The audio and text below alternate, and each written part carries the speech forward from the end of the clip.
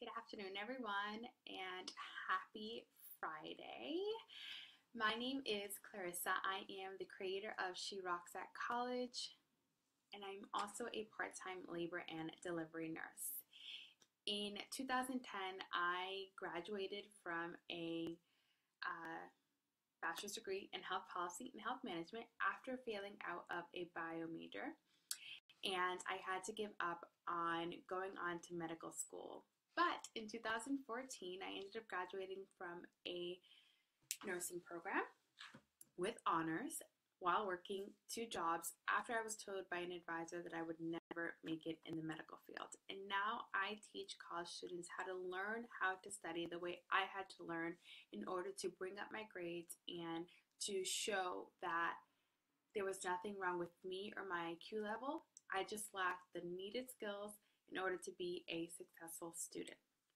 And today I'm going to be talking about the top 6 reasons you should be meeting with your professor throughout the semester.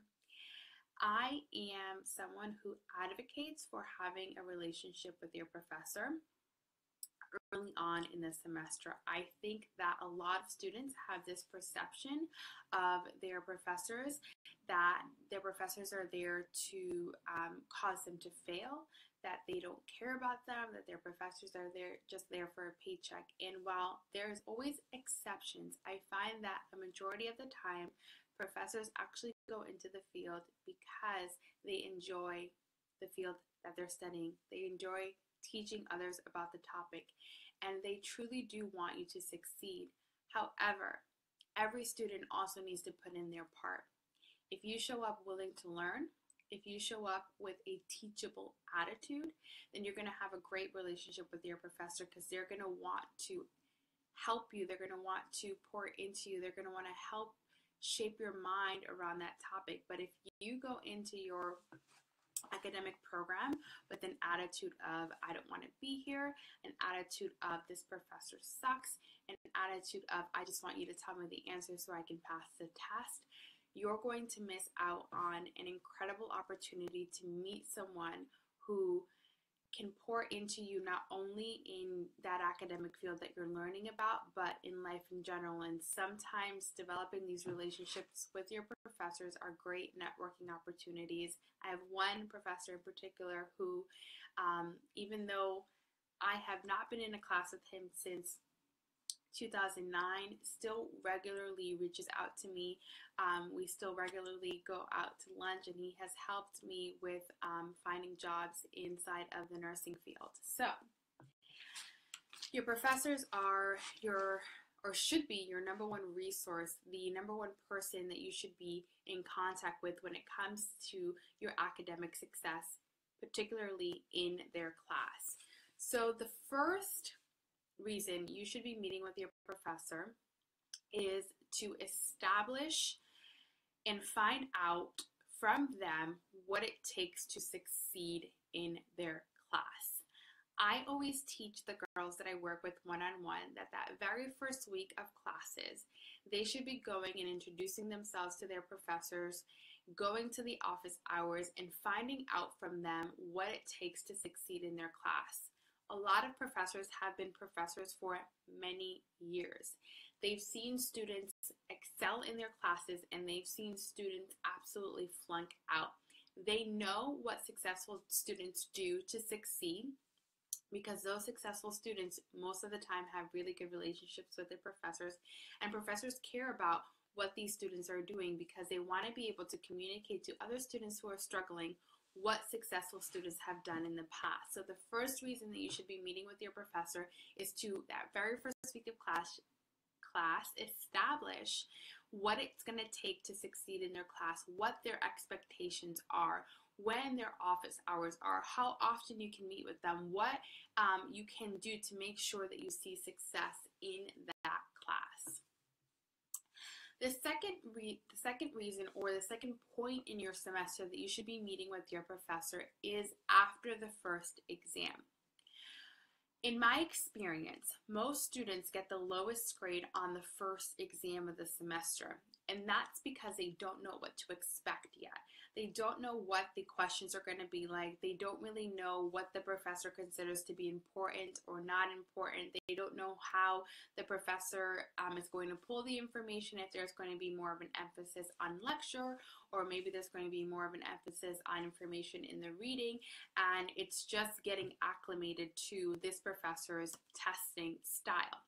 So after that first exam, you should be meeting with your professor to go over the exam in depth with them. You want to talk to them about what you did to prepare for the exam, and you want to go over the exam questions with them, particularly the ones in which you got the answers incorrect, so that together you guys can come up with a strategy to apply towards your second exam, so that that first exam is the lowest exam of the semester for you, and that you just continue to climb with your grade going forward.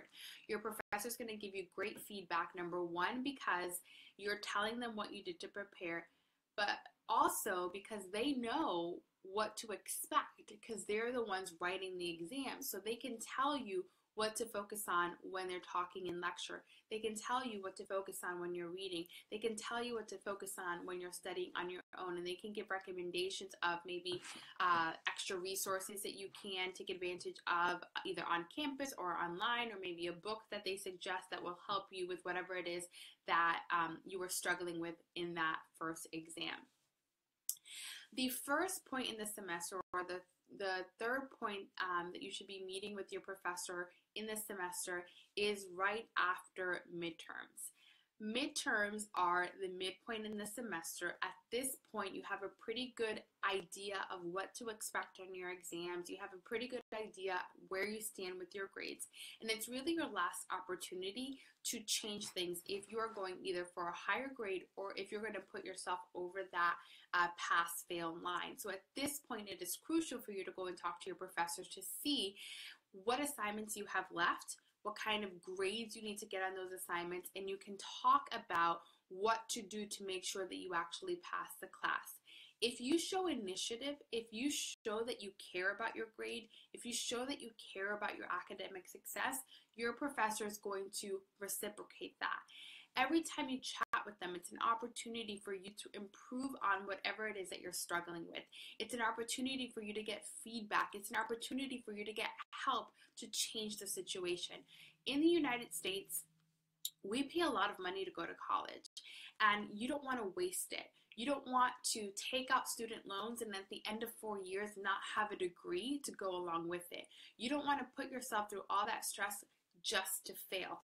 So you need to do everything that is in your power to make sure that you see the success that you want in your classes. And your number one go-to resource, besides anything else that's available on your campus, is your professor. They created the class. They're designing the exams. They're creating the PowerPoints. They know what content they're going to test you on. And if you go to them and you express to them that you want to make sure that you pass this class, that you want to make sure that you get the most out of it, they are going to do what they can do to help you along the semester. But you have to show up to these office hour meetings. I dropped my notes. Okay. So the fourth reason that you should meet with your professor is any time that you're going to be writing a paper. This is something that I did not take advantage of when I went to college the first time around, but I never had my professors look over my paper assignments. I never talked to them about the paper assignments that they handed out. I kind of just literally most of the time wrote the paper the night before or a couple of days before, went to the writing center, but I never went to the person who was actually assigning the writing assignment. I never went to the person who was giving me this paper assignment to talk to them about my writing process, to talk to them about what I wanted to write about, what I was thinking, to show them the type of resources that I was going to be using to cite in my papers. I never talked to them about my outline. I never had them read over the paper, and they were the person that was going to be grading it based off of a rubric. And if I would have just talked to them throughout the process of writing the paper, I could have gotten some valuable feedback that would have helped me get higher grades on my papers and would have saved me a lot of stress because I would have had some guidance along the process of writing the paper. Now, does this take planning? Yes. Does this require for you to not write the paper before it's due, the night before it's due? Yes. It's going to take some planning on your part. It's going to require you to stop procrastinating and do the work. But one of the nice things about office hours and about scheduling these types of meetings with your professor is that it holds you accountable. So if you say that you're going to show up during the office hours, it forces you to get whatever you need to get done so that you have something to show the professor. It forces you to do the work so that you guys have something to talk about, so that you don't show up to the professor looking like an idiot who doesn't do the work. And they will respect you for that, and they will help you, and you'll be able to get a higher grade on the exam. So we are on 1, 2, 3, 4. So the fifth point that you should meet with your professor, or the fifth reason, is right before finals. Again, this goes along with what I talked about the midterms. If you're trying to bump from a C to a C plus or a C plus to a B minus, right before finals is a great time to talk to your professor to see what you can do to try to bring your grade up before the final exam or before that big final paper. This is a great opportunity for you to give yourself that extra grade boost because you're talking to the person who's going to help you strategize on how to increase your grade. It's especially helpful if your final grade is a project or a paper, because you're going to get feedback on what you can do to make sure that it's a really good paper, or that it's a really good project, or a really good presentation. It's also helpful if your final exam is not cumulative, because then you can change and tweak things on that final exam to help boost your grade. And then the final reason you should meet with your professor is just to sheerly show up for yourself.